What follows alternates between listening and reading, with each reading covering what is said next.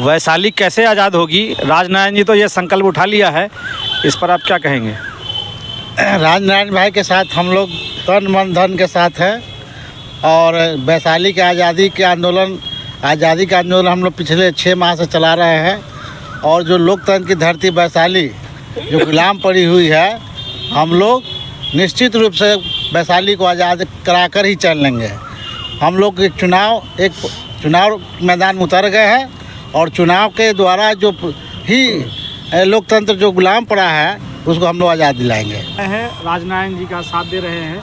राजनारायण जी इस आज़ादी से वैशाली को मुक्ति दिलाने के लिए आए हैं, इस पर आप क्या कहना चाहेंगे? निश्चित तौर पर सर के साथ हम हैं और ये मुहिम छेड़े हैं, तो जहाँ तक संभव होगा इनके मुहिम में कदम से कदम मिलाकर चलेंगे और वैशाली को आज़ाद करने में हर सहयोग इनका हम करेंगे। राजनारायण जी वैशाली की आज़ादी की मुहिम को लेकर के आगे चल रहे हैं, आपका कैसा सहयोग रहा?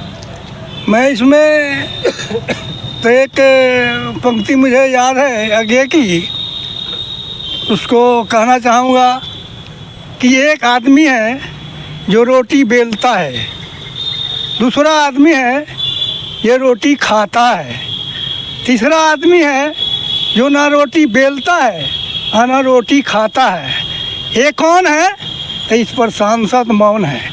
ये वैशाली की धरती जो गुलामी की जंजीरों में फंसी है और ये धन बल वाले लोग हमेशा से वैशाली की जनता को ठगते और वैशाली के इस गरिमा को धूमिल करते हुए आ रहे हैं। आज का दिन वही होगा जो इन शब्दों में हम व्यक्त करना चाहते हैं कि आज का दिन वह है कि स्वर्ण अक्षरों के पन्नों में लिखा जाएगा और वैशाली आज़ाद होगा।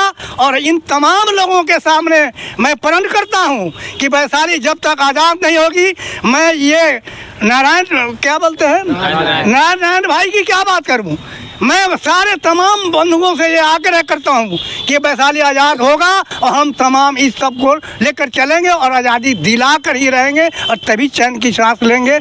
इससे बढ़कर उन तमाम जो मान्यताएं हैं उन मान्यताओं को तोड़ना है और वो मान्यताएं तब हम आम जनता के बीच जाएगी। ये भाई केवल धन बल से काम चलने वाला नहीं है। ऐसा भी हमारा इस वैशाली के धरती पर कोई लाल आया जो निश्चित रूप से यह स्वर्ण अक्षरों में लिखा जाएगा कि वैशाली के आज़ादी में वैसे राजनारायण जी आए जो इस धरती को आज़ाद किया और हम सभी को अपने आप में जीने के लिए हक के लिए एक मुहिम चलाया जो सब लोग आज अगले भविष्य के लिए एकदम अपने आप में आतुर है और आतुर तन मन धन से इस वैशाली को आज़ाद कराएंगे। इन्हीं के शब्द के मैं इस राजनारायण भाई का अभिनंदन करते हैं और वैशाली की जनता का अभिनंदन करते हुए वैशाली को आज़ादी का मार्ग दिखाएंगे और वैशाली आज़ाद होगा। वैशाली की आज़ादी में राजनारायण जी अभी घूम रहे हैं, आज उनका नॉमिनेशन भी हुआ है। एक से एक पूंजीपति वहाँ चुनाव लड़ रहे हैं और राजनारायण जी फक्कर है, तो कैसे उसका टक्कर देंगे? देखिए, सबसे पहली बात है कि एक समय था जब डॉक्टर लोहिया, कर्पूरी ठाकुर, मधुलिमय, जॉर्ज फर्नांडिस, देवीलाल, शरद यादव ऐसे लोग हुआ करते थे। उस समय पैसे का कोई लेन देन नहीं था। उस समय गांव के लोगों को चुन करके जो सर्वसम्मत होता था उनको चुनाव में खड़ा किया जाता था। आज तमाम दल पैसे की बात करता है, टिकट बेचता है, लाखों में टिकट बेचता है, वह टिकट खरीदता है और वहाँ से आकर के अपना पूंजी निकालने के वो उम्मीदवार जो जीतता है वो देश बिहार को लूट रहा है। हम डॉक्टर राम मनोहर लोहिया, कर्पूरी ठाकुर के बताए रास्ते पर चल करके, शरद यादव के बताए रास्ते पर चल करके जो समाज की बात की धारा जो कुंद हो गया है उस धारा को पुनः प्रभावित करेंगे और गांव-गांव में जा करके गरीब, रिक्शा वाला, खोंचा वाला, जो गरीब जितना लोग हैं, किसान मजदूर, उनको हम इस बात की जानकारी देंगे। और जहाँ तक पैसे की बात रहा तो पूंजीपतियों से टक्कर है, राजनारायण तो फक्कर है और राजनारायण फकीर है, लेकिन इस भारत का तकदीर है। इसलिए इस हिंदुस्तान में अगर कोई समाजवाद का अलग जगाया है तो वह वैशाली से शुरू होगा और वैशाली की जनता को जब तक हम आज़ाद नहीं करेंगे हम दम लेने वाले नहीं हैं। इसी काफिला के साथ हम आगे बढ़ रहे हैं। मैं दीप नारायण यादव, जनहित अभियान उत्तर बिहार प्रभारी। वैशाली की आज़ादी में आप साथ साथ चल रहे हैं राजनारायण जी के साथ, आप इस पर क्या कहना चाहेंगे? जाति जनगणना के नायक इस देश में राजनारायण जी जो बाबा अजगवी नाथ के धरती से बाबा गरीबनाथ और बुद्ध की धरती पर समाजवाद का जो पौधा हम लोग आज लगाए हैं, वो लोकतंत्र की धरती वैशाली को आज़ाद कराएगी।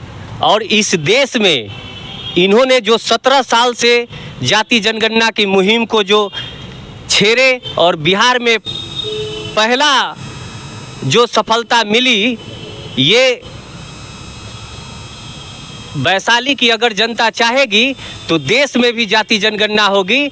और जो त्वरित जो आरक्षण का लाभ इन्होंने अपने संघर्षों से जो दिलवाया बिहार के बहुसंख्यक लोगों को, देश में भी बहुसंख्यक लोगों को जब देश में जाति जनगणना होगी तो बहुसंख्यक लोगों को तुरंत आरक्षण की लाभ मिलेगी। और हम लोग जा रहे हैं वैशाली की आज़ादी, वहाँ के गुलामी को, जंजीर को झकझोर दिया है और वहाँ की जंजीर टूटेगी भी अगर वैशाली की जनता चाहेगी तो।